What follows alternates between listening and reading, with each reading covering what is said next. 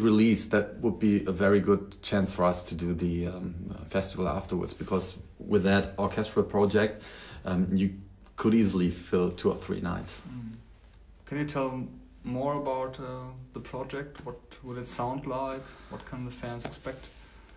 Well, it's constantly developing. We have accomplished 11 songs so far. We may go for another 2.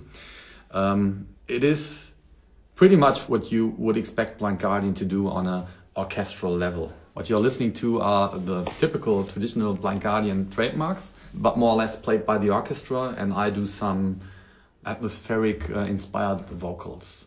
I think people will immediately recognize that it has something to do with Blind Guardian, but the approach is still different. I don't think that this is going to be a one-off thing, but we will constantly work on that as well and do at least 2 or 3 different parts of it. But for that first part, we've started songwriting during the Nightfall session. And so some of the songs, you know, have these elements a little stronger in there. Then we did some during the Night at the Opera session. They tend to sound a little more like A Night at the Opera. And then we have done some for the A Twist in the Myth session, if that's the name of the next album, what I'm pretty convinced about.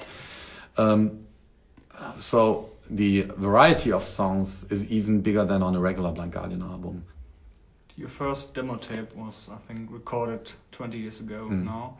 So what are your best memories of those 2 decades? One of the highlights for me definitely was the Blind Guardian Festival at Coburg, because it was the first time that we ever did something like this, and playing 2 nights in a row, headlining this festival, and the reaction of the fans, I mean, it just blew us away, you know. It was one of those magic special moments, and we were lucky that we could film those shows for the DVD and show the future generations what happened back then. It was definitely one of those magic moments for me. I think the most impressive moment for me still was the first tour in Japan. All the excitement and fun we have had there was something very, very special. Yeah. I personally like those moments in the studio when you finish a mix or something and you realize what you accomplished with a new song, and that things work you had maybe in mind 1 year before, and then you work on the songs and the melodies, and then in the end it comes out like you dreamed of. And this satisfaction from your creativity is one of the best moments for me. And of course, you always find very nice moments in the touring because of the feedback of the fans.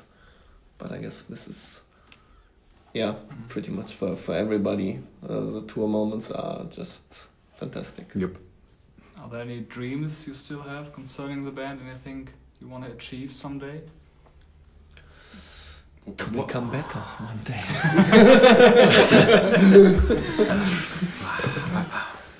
I mean, from the beginning, we musically really did what we wanted to do. So we live a dream.